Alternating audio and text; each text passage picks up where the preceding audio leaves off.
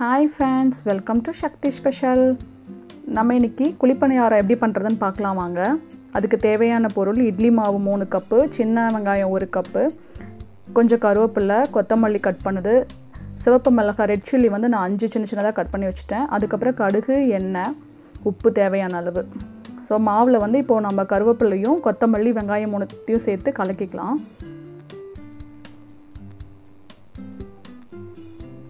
நான் வந்து சின்ன வெங்காயம் எடுத்துக்கிட்டேன். சின்ன வெங்காயம் போட்டிங்கன்னா நல்லா டேஸ்டா இருக்கும். நீங்களும் ட்ரை பண்ணி பாருங்க. பெரிய வெங்காயம் போட்டால் நல்லா இருக்கும். ஆனா சின்ன வெங்காயம் ரொம்ப டேஸ்டா இருக்கும். பணியாரனாலே சின்ன வெங்காயம் தான் நல்லா இருக்கும். கொஞ்சம் நான் உப்பு சேர்த்துக்கறேன். இந்துப்பு சேர்த்துக்கறேன். இது எல்லாத்தையும் போட்டு நல்லா நம்ம கலக்கிக்கலாம்.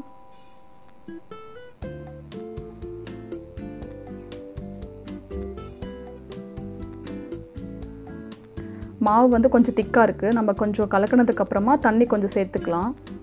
அப்பதான் பணியாரம் ஊத்துறதுக்கு கரெக்ட்டா இருக்கும். நீங்க இட்லி மாவுலயே பண்ணலாம், தோசை மாவுலயே பண்ணலாம். நான் இட்லி மாவு இருந்தனால அதை எடுத்துக்கிட்டேன். ஒரு கரண்டில தாளிக்கிற கரண்டில நான் கொஞ்சம் எண்ணெய் ஊத்திக்கிட்டேன். அதுல கடுகு, கொஞ்சம் உளுத்தம் பருப்பு, கடலை பருப்பு 3ஐயும் சேர்த்து நல்லா பொரியிற அளவுக்கு போட்டுக்கலாம். இது நல்லா பொரிஞ்சு வந்ததுக்கு அப்புறமா நான் அந்த கட் பண்ணி வச்சிருக்க ரெட் சில்லி இருக்கு இல்லீங்களா, சிவப்பு மிளகாய், அத நம்ம சேர்த்து பொரிஞ்சதுக்கு அப்புறம் நம்ம மாவுல சேர்த்து கலக்கிக்கலாம்.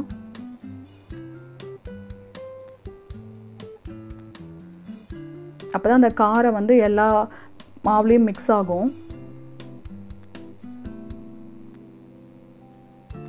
மாவுல ஊத்திட்டு இத நல்லா கலக்கிக்கலாம் இப்போ. இது நல்லா கலக்கினதுக்கு அப்புறமா உங்களுக்கு தண்ணி வேணும்னா mix பண்ணிக்கலாம். நான் கொஞ்சம் தண்ணி ஆட் பண்ணி mix பண்ணிக்கிறேன்.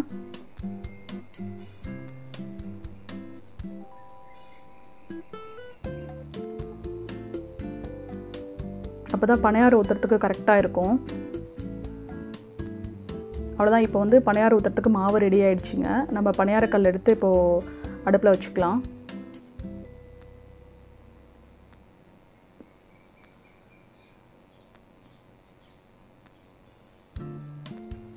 ரொம்ப ஈஸியா இருக்கும். நீங்களும் ட்ரை பண்ணி பாருங்க. இதுக்காக மாவு அரைக்கணும்னு அவசியம் இல்ல. அவ்வளவுதான். இப்போ நம்ம பணியார கல்ல எண்ணெய் ஊத்தி கல்ல காய வச்சுக்கலாம்.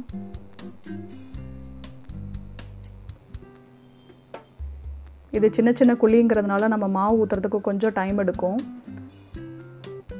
ஒவ்வொரு குழியா ஃபுல்லா நம்ம ஊத்தி எடுத்துக்கலாம்.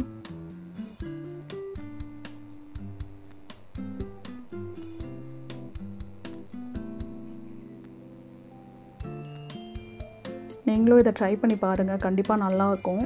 இட்லி மாவுனாலும் சரி, தோசை மாவுனாலும் சரி இதே தான். இதுல நீங்க வரமிளகாய்க்கு பதிலா பச்சை மிளகாயும் சேர்த்துக்கலாம். அதுவும் டேஸ்ட் நல்லா இருக்கும். சின்ன வெங்காயத்துக்கு பதிலா பெரிய வெங்காயமும் யூஸ் பண்ணிக்கலாம். உங்ககிட்ட எது இருக்கோ அதை யூஸ் பண்ணிக்கலாம்.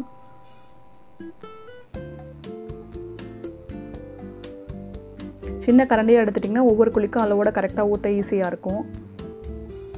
அந்த ஷேப் வந்து கரெக்ட்டா வரும் உங்களுக்கு. ரொம்ப வலிய ஊத்த தேவையில்ல. அவ்வளவுதான். திருப்பி விட்டுக்கலாம். இப்போ ஒரு சைடு வெந்திருச்சு. நம்ம திருப்பி விட்டுக்கலாம். நான் எப்பவும் அந்த பணியார கல்ல வர குச்சில தான் பண்ணுவேன். எனக்கு அதுதான் கன்வீனியன்ட்டா இருக்க மாதிரி இருக்கு.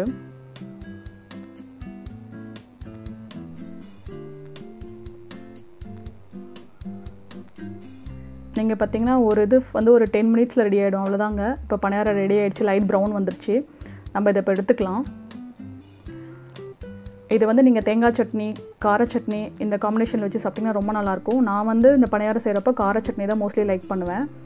நம்ம சேனல்ல இருக்கு. நீங்க ட்ரை பண்ணி பாருங்க. அந்த கார சட்னி வித் குளிப்பணியாரம் காம்பினேஷன் ரொம்ப நல்லா இருக்கும். அவ்வளவுதாங்க. இப்போ பணியாரம் வந்து சாஃப்ட்டா ரெடி ஆயிடுச்சு. நான் ஓபன் பண்ணி காமிக்கிறேன் பாருங்க. எவ்வளவு சாஃப்ட்டா இருக்கு. சின்ன வெங்காயம் போட்டுக்க ரொம்ப நல்லா இருக்கும். அந்த கலர்ஃபுல்லா இருக்கு பாருங்க சின்ன வெங்காயம். இது வந்து நம்ம இப்ப கார சட்னியோட வச்சு சாப்பிடலாம். ரொம்ப டேஸ்டா இருக்கும். இந்த வீடியோ உங்களுக்கு பிடிச்சிருந்ததுனா சக்தி ஸ்பெஷல் சேனலை மறக்காம லைக் பண்ணிக்கோங்க, ஷேர் பண்ணிக்கோங்க, சப்ஸ்கிரைப் பண்ணிக்கோங்க. உங்க ஃப்ரெண்ட்ஸ்க்கும் சொல்லுங்க என்னோட சேனலை பார்க்க சொல்லி. உங்களை அடுத்த வீடியோவில் சந்திக்கிறேன். நன்றி, வணக்கம். Thank you for watching.